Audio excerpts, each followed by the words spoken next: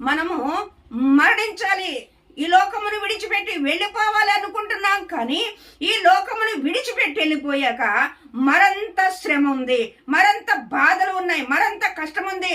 అగ్ని ఆరదు, పురుగు చావదు అని మనం గ్రహించలేని స్థితిలో మనం ఉంటూ ఉన్నాం.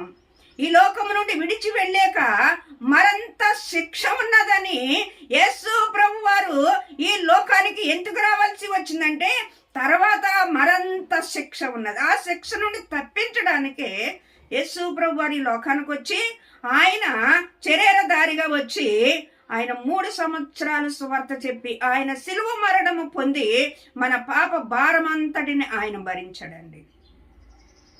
మన పాప భారమంతా ఆయన భరించాడు.